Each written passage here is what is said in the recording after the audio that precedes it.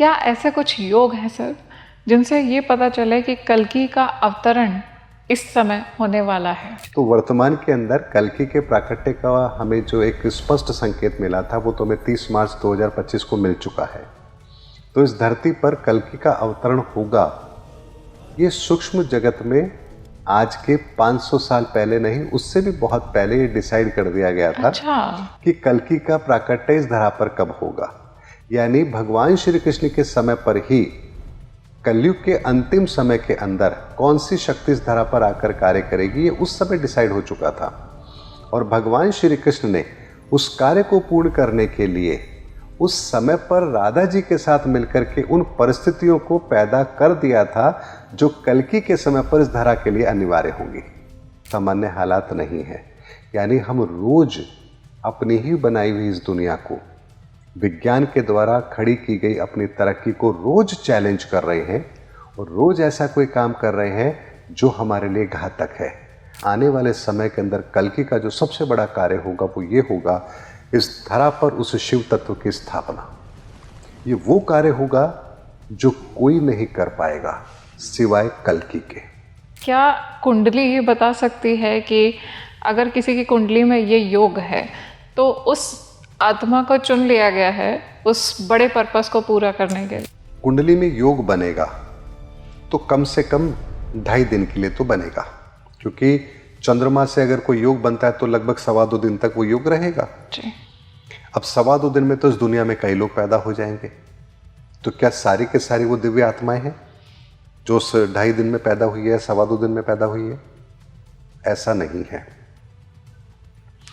उस 2.25 दिन के अंदर एक समय ऐसा होगा जब वो कॉम्बिनेशन सर्वश्रेष्ठ होगा। लेकिन इस बार जब शनि ने मीन राशि में प्रवेश किया है तो वो दिन था 30 मार्च 2025। 30 मार्च 2025। यानी वही दिन जहां 18 से ज्यादा कॉम्बिनेशन बन रहे थे। 8 ग्रहों की दृष्टि केतु पर थी। चैत्र शुक्ल प्रतिपदा का दिन था। एक दिन पहले ग्रहण था।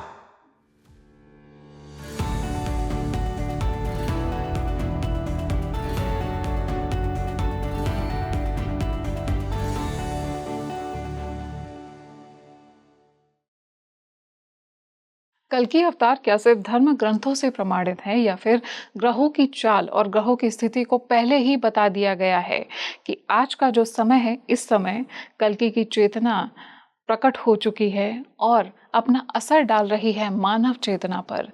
क्या आपको चुना गया है उन दिव्य आत्माओं में जो कल्कि का साथ देंगी? आपकी कुंडली के कौन से योग बताएंगे कि आप एक दिव्य आत्मा है?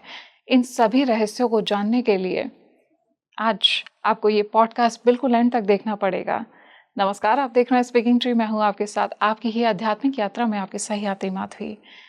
शिवलिंग हम देखते हैं, पूरी सृष्टि में अलग अलग जगह शिवलिंग है, लेकिन क्या ये शिवलिंग एक न्यूक्लियर रिएक्टर, न्यूक्लियर एनर्जी की तरह काम करने वाले हैं जो अपने समय पर जाकर के एक्टिवेट होंगे?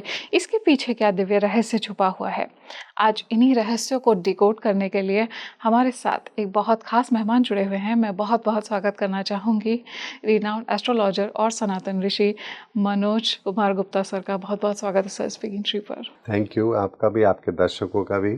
बहुत अच्छा लग रहा है। हमने बात की थी धर्म युग की, आज मैंने ऐसा ही एक टॉपिक चुना है कि आने वाले समय में हम कैसे देख सकते हैं कि जो कल्कि अवतार हैं उनका इन्फ्लुएंस क्या और ज़्यादा प्रबल होने वाला है। मेरी ऑडियंस बहुत ज़्यादा एक्साइटेड रहती है इस बात को जानने के लिए कि किस तरह से दैवीय शक्तियाँ आज के समय को शेप दे रही हैं। इसी को आज हम एस्ट्रोलॉजिकल पॉइंट ऑफ व्यू से समझना चाहते हैं कि क्या ऐसे कुछ योग हैं सर जिनसे ये पता चले कि कल्कि का अवतरण इस समय होने वाला है? देखिए, बिना एस्ट्रोलॉजिकल कंडीशंस के तो इस धरती पर कुछ भी संभव नहीं है। अगर कोई भी घटना घटित होगी तो वो सबसे पहले उसका इंडिकेशन हमें ग्रहों के स्थिति से पता लगेगा। तो मैंने ये बात बहुत पहले ही कही थी कि 30 मार्च 2025 को जो प्लानिटरी पोजीशन बनी है वो अपने आप में धर्म स्थापना के कार्य को होने का प्रमाण दे रही है। जी। क्योंकि 8 ग्रहों की दृष्टि एक जगह पर होना, और वो भी केतु के ऊपर होना जो मुक्ति का दाता है, ये कोई साधारण घटना नहीं थी। अब इस बात को हम ऐसे समझ सकते हैं कि अगर कोई व्यक्ति साइंटिफिक है तो वो जो रिजल्ट आ रहे हैं उसको वो सीरियसली लेता है, एनालिसिस को सीरियस लेगा। लेकिन जो अगर अपनी सोच को साइंटिफिक नहीं रख रहा है, वो उस एरर को या इंडिकेशन को अवॉइड करेगा, और अवॉइड करना कई बार बहुत महंगा पड़ता है। तो वर्तमान के अंदर कल्कि के प्राकट्य का हमें जो एक स्पष्ट संकेत मिला था वो तो हमें 30 मार्च 2025 को मिल चुका है। अब बात यह है कि हमारे जीवन तक वो परिवर्तन कब पहुंचेगा, कैसे पहुंचेगा। तो जैसे जैसे लोगों के अंदर अवेकनिंग होती जाएगी, लोगों को स्पष्ट पता चलेगा कि आखिर कल्कि कौन है, उनका कार्य क्या है, और हमारे जीवन के अंदर वो कौन सी घटना घटित होगी जो हमें कल्कि के नज़दीक लेकर के जाएगी। देखिए, कल्कि जब इस धरा पर आएंगे तो कोई युद्ध लड़ने के लिए नहीं आएंगे, बहुत बड़ी दुनिया से आबादी समाप्त हो जाए वो ऐसा काम करने नहीं आएंगे, बल्कि हम सब की सोई आत्मा को जागृत करने आएंगे। हमारे भीतर जो कली है, कली का प्रभाव है, उसको समाप्त करने के लिए आएंगे। हमारे भीतर के अंधकार को मिटा करके ईश्वर का वो उजाला करने आएंगे, और ये कार्य हर व्यक्ति के स्तर पर होगा। ये ऐसा नहीं है कि किसी मंच से खड़े होकर वो सार्वजनिक तौर पर कहेंगे जी कल से आप ये करना शुरू कर दीजिए और कल से अवेकनिंग हो जाएगी, क्योंकि हर व्यक्ति के मन की स्थिति अलग अलग है, और हर व्यक्ति को उसके मन की स्थिति पर जाकर के समाधान दे देना ये कोई छोटी बात नहीं है। और इसीलिए इन सब के प्रमाण हमें एस्ट्रोलॉजिकल मिलेंगे, 100% मिलेंगे। और जैसा कि मैंने अपने 2018 के अंदर एक एपिसोड में कहा भी था कि शनि ने सबसे पहला कार्य अपने घर से ही शुरू किया है। जब वो मकर राशि के अंदर उन्होंने प्रवेश किया था तो सबसे पहले उन्होंने उन परिस्थितियों को पैदा किया जो हमारे मन मस्तिष्क को झंझोड़े। तो हमने कोविड जैसा फेस देखा। उसके बाद शनि जब कुंभ राशि में आए तो हमारी विचारधारा को परिवर्तित करके हमें धर्म के रास्ते पर चलने के लिए प्रेरित किया। और जब वो मीन राशि में प्रवेश कर रहे हैं, या वो मतलब कर चुके हैं वैसे तो वो, तो जब उन्होंने मीन राशि में प्रवेश किया है तो हमारी विचारधारा को आध्यात्मिक दृष्टिकोण देने का प्रयास किया है। और जब वो मीन राशि से मेष राशि में प्रवेश करेंगे तो जितने लोग बच जाएंगे उन्हें फिर दंड दे करके वो सही रास्ते पर लाने का प्रयास करेंगे। और इसी तरह से मेष राशि पर शनि के आने तक ये जितनी भी न्याय की व्यवस्था है, सामाजिक व्यवस्था है, राजनीतिक व्यवस्था है, इन सब के अंदर जितना परिवर्तन शनि ने करना है वो कर चुके होंगे। और ये हमें इंडिकेशन मिल रहे हैं। आप 2018 से लेकर अब तक के अगर परिणामों को हम एनालिसिस करेंगे तो हम पाएंगे कि शनि ने ठीक वही कार्य किया है जैसा ग्रहों का संकेत था। सर, डिवाइन पावर्स का इन्फ्लुएंस जब पड़ता है धरती पर, तो डिवाइन पावर्स के इन्फ्लुएंस के लिए क्या कुछ ऐसे योग होते हैं जो हमें बताएं कि इस समय धरती पर उनका इन्फ्लुएंस बहुत ज़्यादा, उनका प्रभाव बहुत ज़्यादा है? देखिए, आपने बहुत अच्छा प्रश्न किया है और इसका जवाब मैं आपको बहुत साइंटिफिकली दूंगा। आपने अमेरिका में अंदर सुना है एरिया 51 जी। और एरिया 51 वो जगह है जहां पर ईश्वरीय व्यवस्था की एक बहुत बड़ी रचना वहां की गई है। तो अमेरिका ने उस जगह पर जब रिसर्च किया तो उन्होंने बहुत बार ऐसा देखा है कि कोई चमकती हुई रोशनी उस स्थान पर उतरती है, लेकिन जब उसे वो कैमरे में रिकॉर्ड करने की कोशिश करते हैं तो वो नहीं कर पाते, क्योंकि किसी एनर्जी को आप कैसे रिकॉर्ड करेंगे, क्योंकि जब वो अवतरित होती हैं तो एनर्जी के रूप में होती है और उसके बाद में इस धरती पर उतरकर वो अपने कार्य में लग जाती हैं। तो अभी तक हमारा विज्ञान इतना परिपक्व नहीं हुआ है, इतना एडवांस नहीं हुआ है कि जहां हम उन डिवाइन एनर्जीज को डिकोड कर सके, लेकिन ऐसा हो रहा है। इस धरती पर व्यवस्थाएं हम मनुष्यों के द्वारा जो हम व्यवस्थाएं बनाते हैं उसके आधार पर नहीं चलती हैं, बल्कि ईश्वरीय व्यवस्था क्या है उसके आधार पर इस धरती पर परिवर्तन होते हैं। तो कोई भी घटनाक्रम जब इस धरती के लिए होता है तो सबसे पहले ईश्वरीय व्यवस्था के अंदर सबसे पहले वो व्यवस्थाएं होती हैं, सूक्ष्म जगत के अंदर वो निर्णय होते हैं, उन परिस्थितियों को पैदा किया जाता है। उसके बाद ग्रह उसका प्रमाण देते हैं। तीसरे स्टेज पर धरती पर वो घटनाएं घटित होती हैं और तब जाकर हमारे सामने वो स्थायी परिणाम आते हैं। तो इस धरती पर कल्कि का अवतरण होगा, ये सूक्ष्म जगत में आज के 500 साल पहले नहीं, उससे भी बहुत पहले ये डिसाइड कर दिया गया था अच्छा। कि कल्कि का प्राकट्य इस धरा पर कब होगा। यानी भगवान श्री कृष्ण के समय पर ही कलयुग के अंतिम समय के अंदर कौन सी शक्ति इस धरा पर आकर कार्य करेगी, ये उस समय डिसाइड हो चुका था। और भगवान श्री कृष्ण ने उस कार्य को पूर्ण करने के लिए उस समय पर राधा जी के साथ मिलकर के उन परिस्थितियों को पैदा कर दिया था जो कल्कि के समय पर इस धरा के लिए अनिवार्य होंगी। तब सोचिए कि 5000 साल पहले ही कल्कि के आगमन का कार्य हो चुका था। 500 साल पहले ग्रहों के आधार पर भी उसका पूरा का पूरा आकलन कर लिया गया।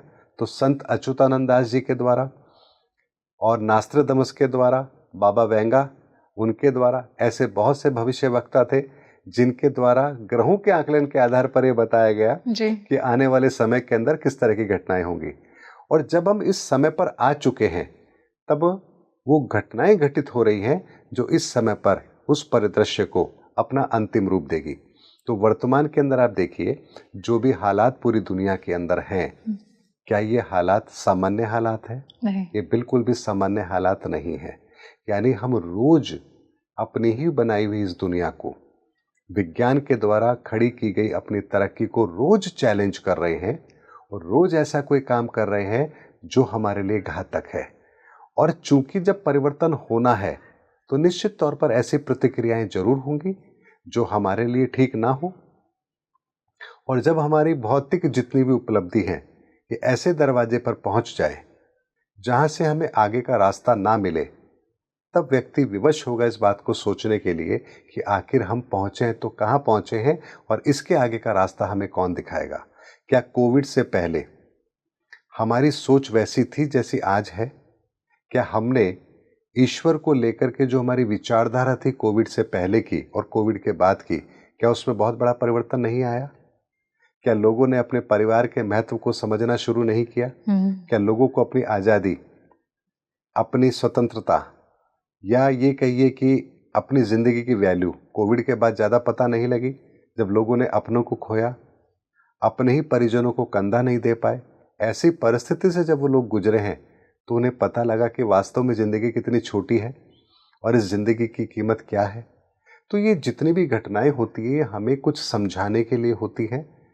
चूंकि हम मनुष्य कभी भी इन बातों को सीरियसली नहीं लेते, इसलिए प्रकृति को विवश होकर के हमें समझाना होता है। जी। जैसे आप अपने शरीर के अंदर कुछ भी डाले जाएंगे खाने के अंदर, तो शरीर एक हद तक तो उसको डाइजेस्ट कर लेगा, लेकिन उसके बाद आपको संकेत देगा कि आप गलती कर रहे हैं, यानी बीमारी के रूप में आपको संकेत देगा। लेकिन आप तब भी उसको अवॉइड कर दें तो फिर क्या होगा?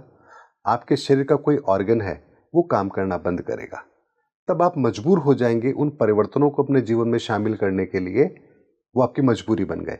ठीक इसी तरह से पहले प्रकृति हमें संकेत देती है कि हम गलत दिशा में हैं, लेकिन जब हम उन संकेतों को भी नज़रअंदाज करते हैं और अपनी मनमानी करते हैं तो प्राकृतिक तौर पर कुछ ऐसी घटनाएं होती हैं जो हमें इंडिकेशन देती है कि अब हम सीमा को लांघ चुके हैं।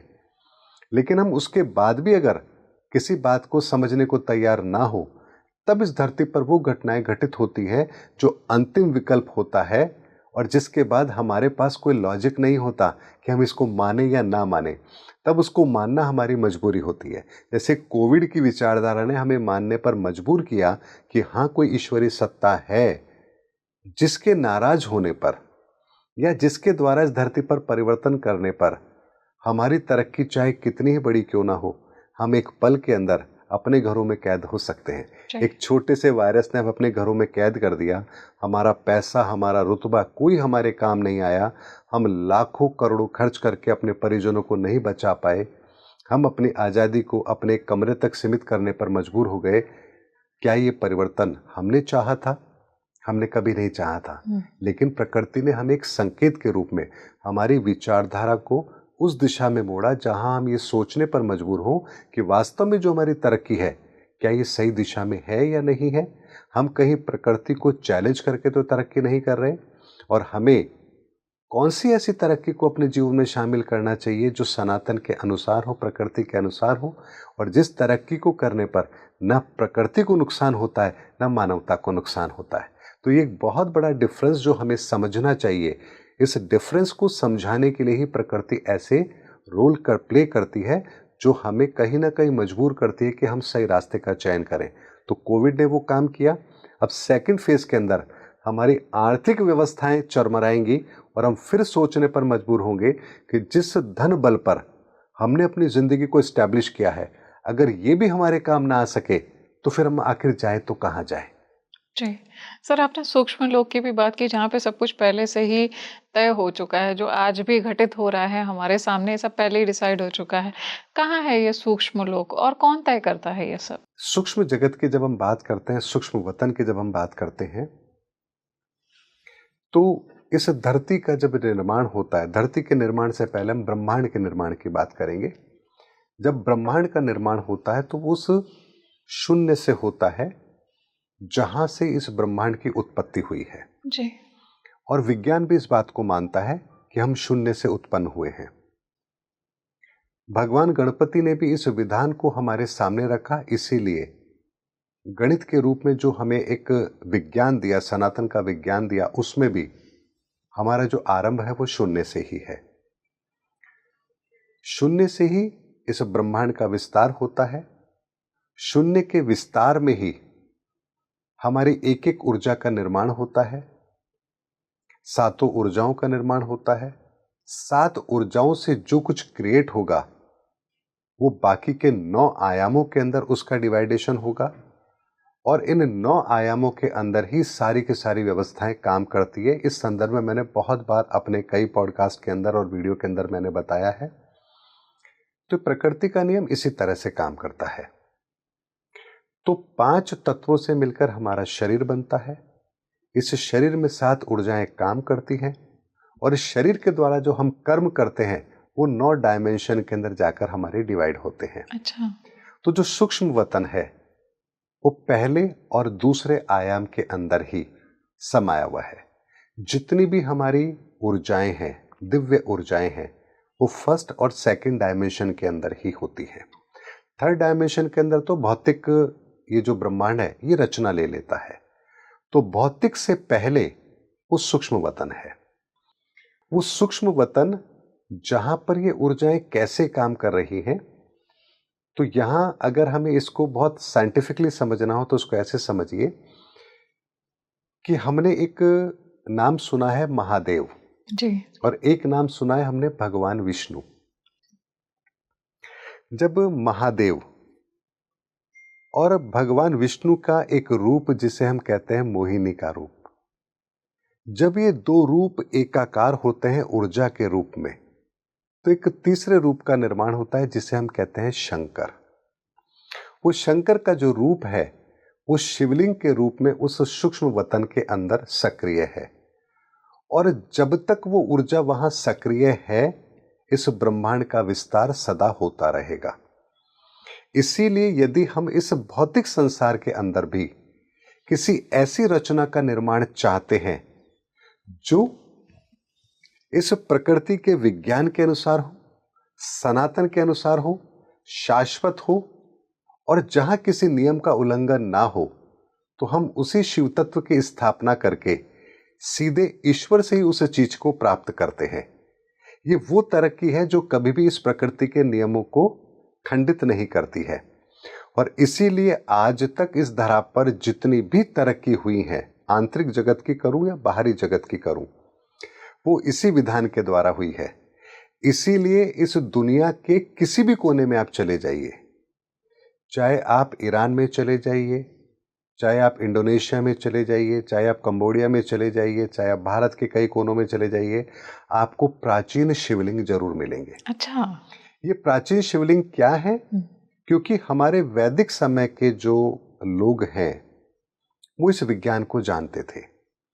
तो जब भी उन्हें संसार के लिए कुछ चाहिए होता था, किसी भी तरह की उनकी कामना होती थी, चाहे वो भौतिक विस्तार की हो या आंतरिक जगत की हो, तो सर्वप्रथम वो शिवलिंग की स्थापना करके, क्योंकि शिवलिंग इटसेल्फ एक रिएक्टर है, परमाणु रिएक्टर है, आप कह सकते हैं। अच्छा, किस तरह से? जी, जैसे आप देखिए परमाणु रिएक्टर होता है, उसकी जो आकृति होती है वो एक सिलेंडर के रूप में होती है। जी। तो जो शिवलिंग होते हैं उनका जो डायमीटर होता है वो स्पेसिफिक होता है, बीच की जो पिंडली होती है उसका भी एक स्पेसिफिक डायमीटर होता है, उसकी जो जिलेरी होती है उसका जो मुंह होता है वो नॉर्थ की तरफ होता है, और जब इस आकृति को स्थापित किया जाता है और एक विशेष क्रिया के द्वारा जब इसे एक्टिव किया जाता है तब उसी सूक्ष्म वतन से वो ऊर्जाएं इस धरा पर आकर के कार्य करती हैं और इस धरा पर ऐसी ऊर्जा का निर्माण होता है जो इस धरा के लिए उस कार्य को करने में सक्षम हो। ये वो विज्ञान है जिसके बारे में आज का आधुनिक मानव नहीं जानता है, लेकिन एविडेंस हर जगह मौजूद है। हजारों साल पहले कंबोडिया जैसी जगह पर आखिर वो शिवलिंग क्या काम कर रहे हैं? हिंदू धर्म तो वहां नहीं था, तो आखिर वो वहां क्या काम कर रहे हैं? हाँ, ये यरूशलेम के अंदर बहुत से शिवलिंग आपको मिलेंगे। मैं यरूशलेम की बात कर रहा हूं, इस्लाम की पवित्र भूमि की बात कर रहा हूं, ईसाईयत की पवित्र भूमि की बात कर रहा हूं। आखिर वो वहां क्या काम कर रहे हैं? तो उस विज्ञान को उनके पूर्वज जानते थे, लेकिन जैसे जैसे समय बीता, कली का प्रभाव बढ़ा, हमने इस विज्ञान को भुला दिया। और इस विज्ञान को भुला दिया तो हमने तरक्की तो की, लेकिन भौतिक स्तर पर की, हमने सनातन के आधार पर नहीं की। तो आज के समय के अंदर वही पुराना शाश्वत सत्य दुनिया के सामने आए, इसके लिए कल्कि का कार्य बहुत बड़ा कार्य होगा जी। कल्कि इस शाश्वत सत्य को दुनिया के सामने रखेंगे। किस तरह ना से? सिर्फ दुनिया के सामने रखेंगे, बल्कि उन क्रियाओं को करके वो परिणाम भी स्थापित करके बताएंगे जो कोई और नहीं कर पाएगा। अच्छा। इसको ऐसे समझिए कि अगर मैं आपके सामने कोई प्रोटोकॉल रख दूं तो आप कहेंगे ठीक है प्रोटोकॉल तो है, लेकिन इसे अब मूर्त रूप में लाके तो दिखाइए। मैं आपके सामने कार का डिजाइन रखूं तो आपको कहूं देखिए कार है, ये इसका डिजाइन है, इसके अंदर ये स्पेसिफिकेशंस हैं, आप कहेंगे अच्छी बात है, हर पैरामीटर पर ठीक भी है, पर इसका एक मॉडल तो बना के दिखाइए, इसे चलाकर तो दिखाइए। तो आज अगर हम शिवलिंग की बात करते हैं कि हमारे ऐसी ऐसी जगहों पर धरती पर ऐसे ऐसे शिवलिंग मौजूद रहे हैं, तो आखिर वो क्यों थे? रावण ने किस चीज को प्राप्त करने के लिए शिवलिंग की स्थापना की? किस चीज? आखिर वो कैसे किया जा सकता है? वो प्रैक्टिकल कैसे हो सकता है? तो ये कार्य भी तो इस धरा पर होना है। तो ये वो कार्य हैं जो आने वाले समय के अंदर होने वाले हैं, और इसीलिए मैंने एक पॉडकास्ट के अंदर कहा भी था कि आने वाले समय के अंदर कल्कि का जो सबसे बड़ा कार्य होगा वो ये होगा, इस धरा पर उस शिव तत्व की स्थापना। ये वो कार्य होगा जो कोई नहीं कर पाएगा सिवाय कल्कि के। सर, कल्कि अवतार ने क्या कुछ ऐसी सोल्स को चुन लिया है मनुष्यों में जो उनका काम करेंगे? इस प्रश्न का उत्तर मैं बहुत ब्रॉड वे में आपको देता हूं। इस ब्रह्मांड ने कल्कि को चुना है, कल्कि किसी सोल को नहीं चुनेंगे, क्योंकि कल्कि भी इस ब्रह्मांड का हिस्सा है। तो प्रकृति ने अपने बदलाव के लिए, ब्रह्मांड ने इस बदलाव के लिए कल्कि को चुना है। कल्कि के साथ वो सारी की सारी दिव्य आत्माएं भी चुनी जाएंगी। वो अलग अलग जगहों पर इस धरा पर जन्म भी लेंगी। समय आने पर उन्हें अपनी आंतरिक शक्ति का आभास भी होगा। वो उन क्रियाओं को भी करेंगे जिससे उन्हें अपनी उस शक्ति का एहसास हो। कल्कि को भी उन दिव्य शक्तियों को प्राप्त करना होगा, बहुत सारी प्रक्रियाओं से गुजरना होगा। इसमें बहुत सी दिव्य ऊर्जाएं उनका सहयोग करेंगी, और ये सारा कार्य जब होगा और ये जब पूर्ण हो जाएगा तब कल्कि का पूर्ण उदय होगा। क्योंकि कल्कि को इस धरा के लिए वो कार्य करना है जो कोई और कर ही नहीं सकता। करना तो छोड़िए, जिसके बारे में किसी को पता ही नहीं है कि आखिर कल्कि करेंगे तो क्या करेंगे। भगवान श्री कृष्ण का जन्म हुआ तो क्या माखन चुराने के लिए, माखन खाने के लिए, क्या कंस का वध करने के लिए हुआ? अगर कंस का वध करने के लिए भगवान श्री कृष्ण का जन्म हुआ तो कंस का वध तो बहुत छोटी आयु में हो गया था। लेकिन हम भगवान श्री कृष्ण को कंस वध के लिए नहीं जानते हैं, हम धर्म स्थापना के लिए भगवान श्री कृष्ण को जानते हैं। तो भगवान श्री कृष्ण का कार्य धर्म स्थापना का कार्य था। तो कल्कि का जो कार्य है वो भी इस कलयुग के अंदर धर्म स्थापना का ही है। और धर्म क्या है? क्या धर्म हिंदू, मुस्लिम, सिख, ईसाई है? नहीं। धर्म है उस शाश्वत सत्य को दुनिया के सामने रख देना जो इस धरती का मूल है। और इस धरती का मूल क्या है? इस धरती का मूल है वही शिव तत्व जिसके बिना इस ब्रह्मांड का विस्तार संभव ही नहीं है। और वो विस्तार जब इस धरा पर स्थापित होगा तो सोच इस धरा पर कितना बड़ा कार्य होगा। जिस कार्य को रावण नहीं कर पाया, अपनी पूरी ऊर्जा लगाने के बाद भी वो इस शिव तत्व को इस धरती पर स्थापित नहीं कर पाया, उस कार्य को कल्कि स्वयं करेंगे तो सोचिए कितना बड़ा कार्य है। क्या इस कार्य को कोई और कर पाएगा? हमें तो शिव तत्व के बारे में भी नहीं पता है। हम तो ये भी नहीं जानते कि वैदिक समय के शिवलिंग मिलते हैं हमें, तो वहां केवल शिवलिंग होते हैं और कुछ नहीं होता। कुछ प्राचीन मंदिरों को अगर हम देखेंगे तो 10 बाय 10 के कमरे हैं जिसमें शिवलिंग है, बाहर नंदी है, उसके अतिरिक्त कुछ भी नहीं है। लेकिन वर्तमान के शिव मंदिरों को हम देखें तो वहां तो नंदी भी है, त्रिशूल भी है, डमरू भी है, शिवलिंग भी है, मां पार्वती भी है, कार्तिकेय भी है, गणेश जी भी है। आखिर ये कब हमारे जीवन में शामिल हो गए? अगर ये सब कुछ सही है तो जो पहले स्थापित मंदिर हैं क्या वो गलत हैं? अगर वो सही हैं तो क्या वर्तमान के स्थापित मंदिर अलग हैं? क्या ये जो चीज हम उनको चढ़ाते हैं क्या ये वास्तव में चढ़ाई जानी चाहिए? क्या इसको चढ़ाने का विधान हमारे शास्त्रों में दिया गया है? अगर मंदिरों की भव्यता ही सब कुछ होती है तो फिर दूर जंगलों के अंदर 10 बाय 10 के कमरे के अंदर शिवलिंग क्यों? इतनी छोटी सी जगह जहां केवल 2 व्यक्ति बैठ सकते हैं, उससे ज्यादा नहीं, और कहीं कोई खिड़की नहीं, एकांत स्थान दूर जंगलों के अंदर। आखिर ये सब चीजें क्या हैं? इसके संदर्भ में हम तो विचार भी नहीं करते। सत्य को जानना, सत्य को अपनाना तो बहुत दूर की बात है, लेकिन हम तो सच के बारे में जानते भी नहीं हैं। तो ये सच हमें कौन बताएगा? इस धरती पर कैसे सत्य की स्थापना होगी? भगवान राम ने रामेश्वरम में शिवलिंग की स्थापना क्यों की? भगवान श्री कृष्ण ने राधा की ऊर्जा के साथ मिलकर के शिवलिंग की स्थापना क्यों की? तो ये ऐसी बहुत सारी चीजें हैं जिसके संदर्भ में हमें खुले दिमाग से विचार करना चाहिए कि आखिर सच क्या है। तो कल की जब इस धरा पर आकर कार्य करेंगे तो उनका कार्य एकमात्र होगा धर्म की स्थापना। और धर्म की स्थापना विचारों से नहीं, धर्म की स्थापना प्रैक्टिकली। हमारे भीतर भी वही प्राण चेतना काम कर रही है, वही शिव तत्व हमारे भीतर काम कर रहा है। वो शिव तत्व अगर हमारे शरीर के भीतर से निकल गया तो हम शव हो गए। तो आखिर शव से हमें एक जीवित अवस्था में लाने की जो ऊर्जा है वही तो वो शिव तत्व है। लेकिन वो हमारे भीतर कैसे काम कर रहा है? क्या इस विज्ञान को हम जानते हैं? क्या हम अपने आप को एक शरीर जो मानते हैं, हमारे भीतर ये ऊर्जाएं कैसे काम कर रही हैं? हमारे कर्म कैसे डिफाइन होते हैं? कैसे हम कर्म बंधनों में बंधते हैं? इससे मुक्ति का मार्ग क्या है? ईश्वर कण कण में है तो हमारे साथ कैसे अलाइन है? कैसे हमारे कर्मों का हिसाब किताब होता है?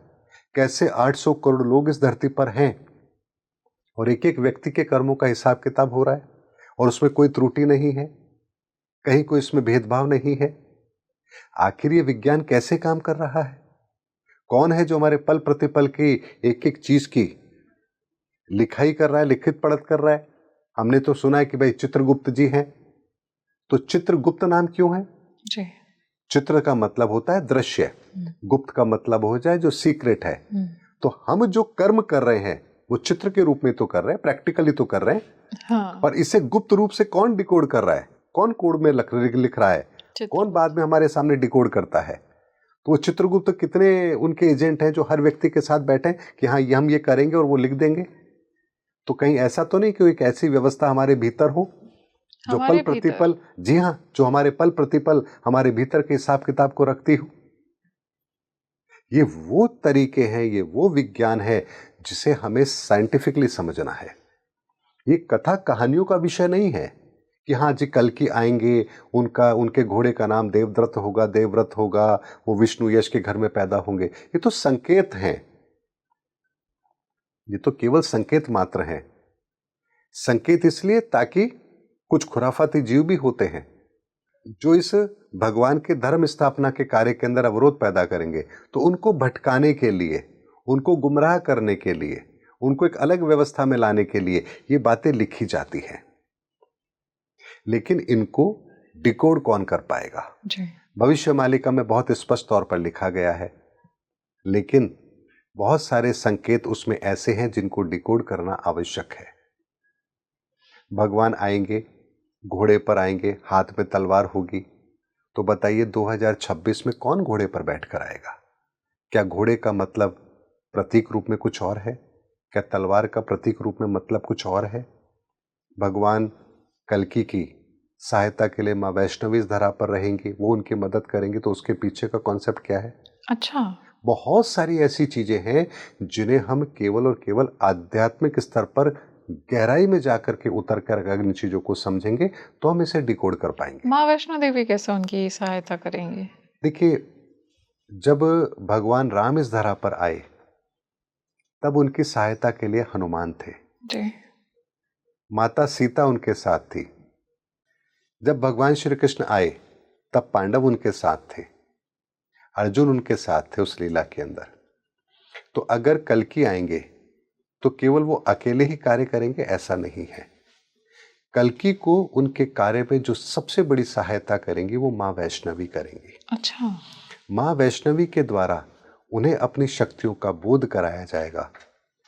उन्हें अपनी शक्तियों को अर्जित करने में माँ वैष्णवी का बहुत बड़ा रोल होगा। माँ वैष्णवी उनकी एक तरह से सहायक होंगी और ये कार्य इतना गुप्त रूप से होगा कि केवल चंद लोगों को पता होगा कि ये कार्य आखिर हुआ तो कैसे हुआ है। और जब तक कल्कि का पूर्ण प्राकट्य नहीं होगा तब तक ये सब कुछ बहुत ही गुप्त तरीके से चलेगा, क्योंकि हम इंसानों को किसी कार्य का श्रेय लेना होता है, ईश्वर को कभी भी अपने कार्य का श्रेय नहीं लेना होता। भगवान राम ने कार्य इसलिए नहीं किया कि लोग उन्हें भगवान माने। भगवान श्री कृष्ण ने कार्य इसलिए नहीं किया कि लोग उन्हें भगवान माने। उनका कार्य था, उन्होंने किया, तकलीफ सह के किया, परिस्थितियों को गंभीरता से लिया। भगवान राम को उसके लिए अगर वन में जाना पड़ा तो वो गए। भगवान श्री कृष्ण को अगर रणछोड़ कहलाना पड़ा तो उन्होंने कहलवाया। शस्त्र नहीं उठाऊंगा उसके बाद भी यदि उन्होंने रथ का पहिया उठाया तो वो उसके पीछे बहुत बड़े एक संकेत होते हैं। अब जब बात चली है तो मैं यहाँ पर स्पष्ट करना चाहूँगा, बहुत लोग कहते हैं कि भगवान श्री कृष्ण ने ये कहा कि मैं शस्त्र नहीं उठाऊंगा जी। और भगवान ने रथ का पहिया उठाया। वास्तविकता क्या है जानते हैं? क्या है? वास्तविकता ये है कि जब भगवान श्री कृष्ण ने उस युद्ध के अंदर जब समय को रोक दिया था, जब अर्जुन ने एक प्रतिज्ञा की थी कि मैं शाम तक वध कर दूंगा, अगर मैं नहीं कर पाया तो मैं आत्मदाह कर लूंगा, तो भगवान ने उस समय के पहिए को रोक दिया था। अच्छा। उस समय के पहिए को दोबारा चालू करने के लिए भगवान ने प्रतीक रूप में रथ का पहिया उठा करके उस समय के चक्र को दोबारा चलाया था, इसीलिए उन्होंने रथ का पहिया उठाया था। अच्छा। भगवान ने शस्त्र के रूप में नहीं उठाया था। अगर भगवान को शस्त्र उठाना होता तो उनके हाथ में तो सुदर्शन चक्र था, वो भी ला सकते थे, धनुष उठा सकते थे, भाला उठा सकते थे, तलवार उठा सकते थे। रथ का पहिया उठाने की क्या आवश्यकता थी? रथ के पहिए से आप किसका वध करेंगे? आप किसी को घायल कर सकते, वध नहीं कर सकते। तो भगवान ने अगर रथ का पहिया उठाया तो वो जो समय उन्होंने थाम दिया था, उस समय को दोबारा चालू करने के लिए, उसको गति देने के लिए भगवान ने उस रथ के पहिए को उठा करके दोबारा गति दी थी। अच्छा, इसके पीछे ये वजह? इसके पीछे का कारण ये है। तो बहुत सारी चीजें ऐसी होती हैं, दिव्य लीलाएं होती हैं जिसकी सच को हम नहीं जान पाते, लेकिन उन दिव्य ऊर्जाओं के द्वारा जब वो सच हमारे बीच रखा जाता है तब हमें पता होता है कि वास्तविकता क्या है। अब एक प्रश्न आएगा लोगों के मन में कि सच कैसे रखा जाता है? तो इस सच को रखने का विधान भी स्पष्ट है, इसमें कहीं कोई इधर उधर की बात है ही नहीं। किसी पवित्र सोल को चयनित किया जाता है और उनके भीतर ही सत्य को प्रकट किया जाता है। जैसे तुलसीदास जी, उनके भीतर रामायण प्रकट की गई, रामचरितमानस उन्होंने लिखी। वाल्मीकि जी, उनके भीतर रामचरितमानस को लिखने की ताकत दी भगवान ने। तो ऐसे बहुत सारे एविडेंस हैं जहां ये बात स्पष्ट है कि जब ईश्वर को इस धरा के लिए सत्य प्रकट करना होता है तो किसी पवित्र सोल का वो चयन करते हैं और उसके भीतर ही उन्हें वो सब कुछ दिखा देते हैं जो वास्तव में सत्य है, और प्रमाण के साथ दिखाते हैं। ऐसा नहीं है कि प्रमाण के साथ नहीं दिखाते, उसकी गवाही होती है बकायदा। अच्छा, जी, उसकी गवाही होती है, ये किस तरह से? एविडेंसेस होते हैं जो दिए जाते हैं प्रमाण के रूप में। क्योंकि भविष्य में जो घटना घटित होगी, या तो आकाशवाणी के माध्यम से, या ग्रंथों के माध्यम से, या फिर मंदिरों के अंदर भित्ति चित्रों के माध्यम से ये बात दुनिया के सामने रखी जाती है। तो जब भगवान श्री कृष्ण को इस धरा पर आना था तो आकाशवाणी हुई। हम मनुष्यों के लिए आने वाले समय के अंदर जो नियम कायदे हैं वो रखने थे, तो हमारे सामने वेद आए, उपनिषद आए, बहुत सारे ग्रंथ आए। लेकिन बहुत सी बातें ऐसी होती हैं जिन्हें ग्रंथों के रूप में नहीं रखा जा सकता। सर आपने बोला कि जैसे कल की अवतार है, वो उनका साथ देने के लिए कुछ डिवाइन सोल्स को चुना जाएगा, कुछ दिव्य आत्माओं को चुना जाएगा। तो क्या कुंडली ये बता सकती है कि अगर किसी की कुंडली में ये योग है, तो उस आत्मा को चुन लिया गया है उस बड़े पर्पस को पूरा करने के जी, लिए? देखिए इस बात को बहुत ही बेहतर तरीके से आपके समझाता हूं मैं। कुंडली में योग बनेगा तो कम से कम 2.5 दिन के लिए तो बनेगा, क्योंकि चंद्रमा से अगर कोई योग बनता है तो लगभग 2.25 दिन तक वो योग रहेगा। जी। अब 2.25 दिन में तो इस दुनिया में कई लोग पैदा हो जाएंगे। तो क्या सारी के सारी वो दिव्य आत्माएं हैं जो उस 2.5 दिन में पैदा हुई है, 2.25 दिन में पैदा हुई है? ऐसा नहीं है। उस 2.25 दिन के अंदर एक समय ऐसा होगा जब वो कॉम्बिनेशन सर्वश्रेष्ठ होगा। इसको ऐसे समझिए जैसे हमारे 24 घंटे का दिन होता है, तो 24 घंटे के दिन में सबसे श्रेष्ठ समय कौन सा होता है? रात को आप निकाल दीजिए तो हमारे पास दिन में 12 घंटे बचेंगे। ब्रह्म मुहूर्त। और उस 12 घंटे के अंदर भी अगर हम बात करें तो दोपहर के 12 बजे का समय वो होगा जब सूर्य अपनी पीक पर होगा। जी। 12 बजे के बाद वो ढलान पर आ जाता है, लेकिन 12 बजे उसकी एक पीक होती है। तो हम 24 घंटे के अंदर अगर हम प्रकाश के रूप में अगर बात करें तो 12 बजे का समय वो होता है जो श्रेष्ठ समय होता है। तो 11:15 से लेकर जो 12:15 बजे तक का समय है उसे हम कहते हैं अभिजीत मुहूर्त। यानी वो ऐसा स्वयं सिद्ध मुहूर्त है जिसके अंदर आप कोई भी कार्य आरंभ करेंगे तो वो पूर्णता को प्राप्त करेगा। तो आप देखिए 24 घंटे में हमारे पास में कौन सा समय निकल करके आया? आधे घंटे का, जी। जो सबसे श्रेष्ठ है। उसी तरह से जो योग बनते हैं कुंडलियों के अंदर, तो जब आप कुंडली देखेंगे तो बहुत से लोगों की कुंडलियों में वो योग होंगे, लेकिन वो योग जो बना है उस योग के साथ आपको महादशा कौन सी मिल रही है, क्योंकि हर घंटे जैसे जैसे समय बीतता जाएगा महादशाओं का कालखंड बदलता चला जाएगा। तो वो व्यक्ति जिसकी कुंडली के अंदर वो योग भी बन रहा है और उस योग के घटित होने का समय भी उसे मिल रहा है, और समय भी उसे अपने जीवन के उस कालखंड में मिल रहा है जब उसने वो कार्य करना है। अब इसको ऐसे समझिए, मान लीजिए कोई योग बन रहा है किसी कुंडली के अंदर। अब उस योग के अंदर बहुत से लोग पैदा हुए हैं, लेकिन कोई एक ऐसा व्यक्ति जिसकी कुंडली में वो योग बन रहा है और वो योग फलित 2026 में होगा। अच्छा। आप बताइए वो व्यक्ति उस कार्य के लिए चुना गया है, नहीं चुना गया?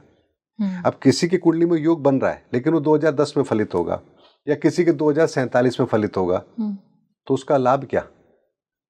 लेकिन जिसकी कुंडली में वो योग बन भी रहा है, फलित भी होगा और 2025-26 में होगा, तो निस्संदेह वो दिव्य आत्मा है जिसका चयन इस कार्य के लिए जरूर हुआ है। सर जैसे D20 चार्ट में पता चलता है कि अगर डिवाइन ब्लेसिंग्स हैं हमारे पास कि नहीं है, तो ऐसे कौन से योग होंगे जिनसे हमें पता चले कि ये दिव्य आत्मा है और इन्हें चुना गया है? इसके 3-4 पैरामीटर हैं। सबसे पहली बात कि उस व्यक्ति की महादशा शुभ होगी। अच्छा। उस व्यक्ति का अंतर प्रत्यंतर शुभ होगा। उस व्यक्ति की कुंडली के अंदर जो सर्वश्रेष्ठ योग है उसके घटित होने का समय वर्तमान में चल रहा होगा। अच्छा। ये सारे के सारे कॉम्बिनेशन अगर किसी पैरामीटर पर खरे उतर रहे हैं तो निस्संदेह उस आत्मा का चयन इस समय पर इस विशेष कार्य के लिए हुआ है। तो अगर आपकी कुंडली में भी इस तरह के योग हैं तो हमें कमेंट सेक्शन में आप जरूर बताइए। और इस तरह के योग के अंदर भी बहुत सारे योग हैं जी। अगर शनि से योग बनेगा तो धर्म स्थापना में उसका कार्य होगा, और अगर ये योग बृहस्पति से बनेगा तो धर्म के प्रचार में, विस्तार में उसका योग होगा। अगर मंगल से वो योग बनेगा तो इस कार्य में उसको अपना योगदान देने का मौका मिलेगा। राहु से, केतु से मिलेगा तो अपने कर्म को काटने के लिए और मुक्ति के मार्ग पर चलने के लिए उसको इस समय पर रोल मिलेगा। बुध से अगर वो योग बन रहा है, सूर्य से योग बन रहा है तो क्षणिक उसका किसी कार्य में प्रयोग किया जाएगा। और चंद्रमा से बन रहा है तो वो केवल और केवल मन से इस कार्य में सम्मिलित होगा। अच्छा। इस तरह से हर योग से उसका क्या रोल है ये भी बहुत अच्छी तरह से डिफाइन किया जा सकता है। देखिए, एस्ट्रोलॉजी एक इतनी बड़ी विधा है जिसको अगर हम सही ढंग से समझ लें तो इस ब्रह्मांड के किसी भी रहस्य को समझना मुश्किल नहीं है। इसको ऐसे समझिए कि जब 1 सेकंड के भी हम 32,40,000 हिस्से करके एक त्रुटि का मान निकाल करके हम किसी कैलकुलेशन को कर सकते हैं, तो एस्ट्रोलॉजी के अंदर तो हम देखते हैं कि हर सेकंड कुछ अंश का परिवर्तन होता है। ये अंश का परिवर्तन कितने बड़े लेवल पर हो सकता है, इसका यदि आकलन सटीकता से किया जाए तो हम आने वाले समय के परिवर्तन को बहुत बेहतर तरीके से डिफाइन कर सकते हैं। सर, ऐसे कुछ महायोग और महायुतियां हैं क्या जो कुंडली में हमको दिखते हैं तो पता चलता है कि ये दिव्य आत्मा है? निस्संदेह ऐसे योग होते हैं। वर्तमान की अगर मैं बात करूं तो ये कहा जाता है कि अगर 4 या 4 से अधिक उच्च के ग्रह किसी कुंडली में हो, वैसे तो ये संख्या 5 की बताई गई है। अच्छा। अगर 5 ग्रह उच्च के हों किसी कुंडली में तो वो किसी अवतार की कुंडली कहलाती है। 5 या 5? 5 ग्रह अगर उच्च के होकर बैठे हों कुंडली में तो वो कुंडली किसी दिव्य आत्मा, पवित्र आत्मा, अवतार की कुंडली होती है। लेकिन वर्तमान के अंदर जब हम बात करते हैं कलयुग की, तो भगवान राम की बात करें, भगवान कृष्ण की बात करें, वो युग अलग था जी। वर्तमान की हम बात करें तो कलयुग का समय है। कलयुग के समय में 5 ग्रह उच्च के होना और उसके बाद उनकी शुभ स्थिति में होना, उन घटनाओं का उस समय पर घटित होना, ये बहुत ही विलक्षण कॉम्बिनेशन है। लेकिन कुंडली के अंदर जो भी ग्रहों की स्थिति हो उसका समायोजन इस तरह से हो कि प्रत्येक ग्रह एक विशेष उपलब्धि को दर्शा रहा हो। अच्छा। ये कॉम्बिनेशन जिन कुंडलियों में होगा निस्संदेह वो डिवाइन ब्लेसिंग होगी। उनकी कुंडलियों के आधार पर अगर मैं बात करूं तो उनके जीवन के अंदर डिवाइन ब्लेसिंग जरूर उनके जीवन में शामिल है और वो इस परिवर्तन के कार्य में अपनी महत्वपूर्ण भूमिका जरूर निभाएंगे। सर, कल्कि की चेतना का असर क्या अभी शुरू हो चुका है? कल्कि अवतार की जी, कल्कि की चेतना निस्संदेह काम कर रही है और चूंकि इस धरा पर एक बहुत बड़ा कार्य है और सारा का सारा कार्य ईश्वरीय व्यवस्थाओं के तहत होना है, तो इस कार्य के पूर्ण ना होने, लेट होने, इसका तो कोई प्रश्न ही पैदा नहीं होता, क्योंकि ये कार्य आज डिसाइड नहीं किया गया है। ये कार्य तो 5000 साल पहले ही डिसाइड कर दिया गया था कि किस समय पर ये घटना होनी है। और इन सब के पीछे जो कैलकुलेशन होती है वो निस्संदेह ग्रहों की होती है। इसीलिए संत अच्युतानंद दास जी ने 500 साल पहले कहा ये घटना जब होगी तब शनि मीन राशि के अंदर प्रवेश करेंगे, तब ये घटना होगी। तब बताइए 500 साल पहले वो संकेत क्या दे रहे हैं? शनि मीन राशि में शनि मीन राशि में प्रवेश करेंगे तब ये घटना घटेगी, और ये कर चुके हैं। 2025 में उन्होंने किया है। हाँ जी। और टाइमिंग आप देखिए, बात केवल इतनी सी नहीं है। 500 साल पहले अगर उन्होंने बात कही तो मीन राशि के अंदर शनि तो हर 27-28 साल बाद आए होंगे। तो ऐसे में वर्तमान के समय को हमने क्यों आइडेंटिफाई किया? हाँ। क्योंकि 500 साल पहले से लेकर आज तक जितनी बार भी शनि ने मीन राशि में प्रवेश किया है उस सब टाइमिंग को आप निकाल लीजिए, तो आपको कोई भी ऐसा कॉम्बिनेशन नहीं मिलेगा जो यूनिक हो।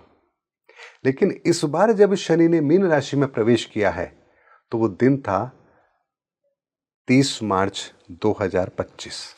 30 मार्च 2025। यानी वही दिन जहां 18 से ज्यादा कॉम्बिनेशन बन रहे थे। अच्छा। 8 ग्रहों की दृष्टि केतु पर थी। चैत्र शुक्ल प्रतिपदा का दिन था। एक दिन पहले ग्रहण था। कई राशियों का परिवर्तन था। और ज्यादातर यह होता है कि जब 6 ग्रह एक राशि में होते हैं तो ज्यादातर ग्रह अस्त हो जाते हैं, क्योंकि 6 ग्रहों के अंदर कई बार सूर्य होते हैं और सूर्य के आसपास बहुत सारे ग्रह होने के कारण से अस्त हो जाते हैं। लेकिन इस बार के कॉम्बिनेशन के अंदर ज्यादातर ग्रह अस्त नहीं थे। तो ये कॉम्बिनेशन ये बता रहा था कि इस बार का जो शनि का मीन राशि का परिवर्तन है, ये उसी परिवर्तन को दर्शा रहा है जिसके संदर्भ में संत अच्युतानंद दास जी ने 500 साल पहले कहा। वरना लोगों के मन में आएगा कि अरे मीन राशि में प्रवेश तो हर बार करते हैं वो, इसमें कौन सी बड़ी बात है।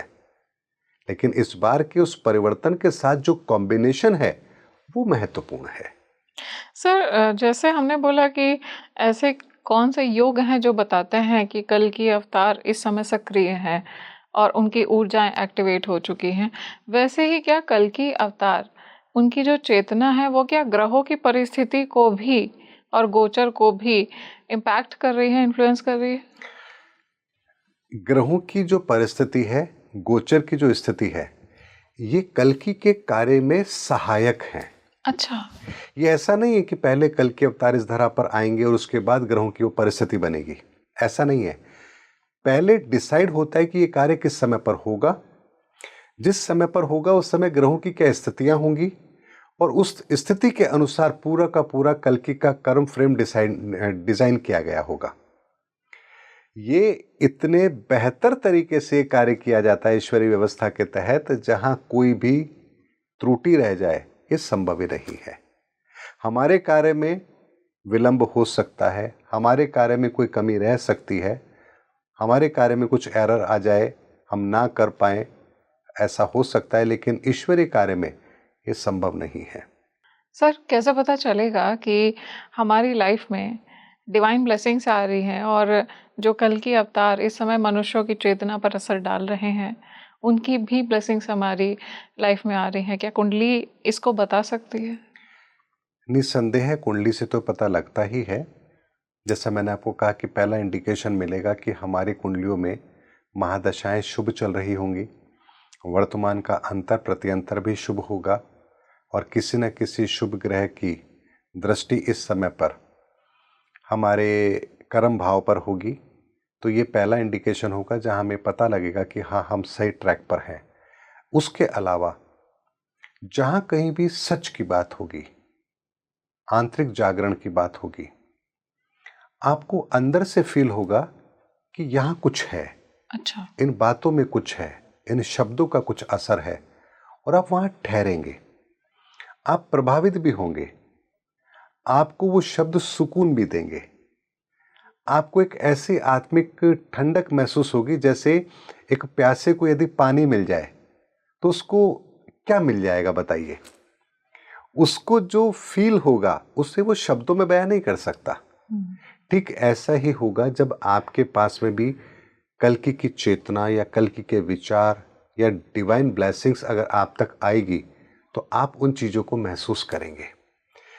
लेकिन एक बात मैं यहां पर और भी कहना चाहूंगा, कल्कि शुद्ध चेतना से काम करेंगे और शुद्ध चेतना कभी भी किसी के प्रभाव में नहीं आती है।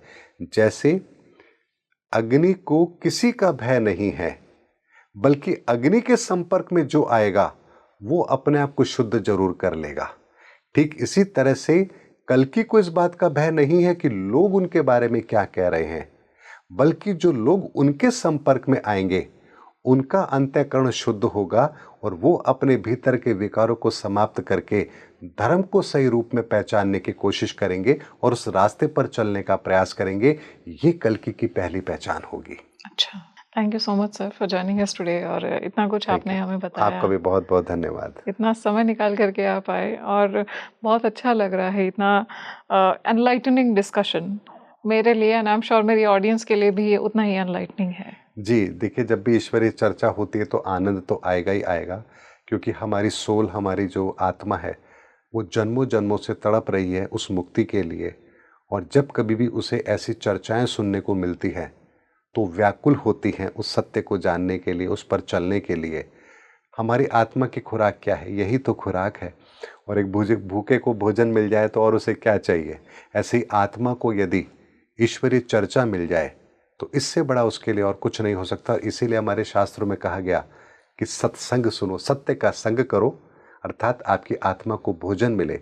और आत्मा को भोजन मिलेगा तो आपको आपकी आत्मा का कल्याण जरूर मिलेगा।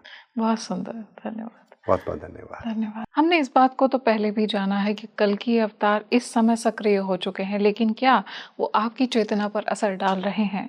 अगर आपकी चेतना पर कल्कि का असर पड़ रहा है तो आपकी कुंडली कैसे बता सकती है कि आप उनके प्रभाव में हैं? और जिन दिव्य आत्माओं को चुना गया है, क्या आप ही उन दिव्य आत्माओं से एक हैं?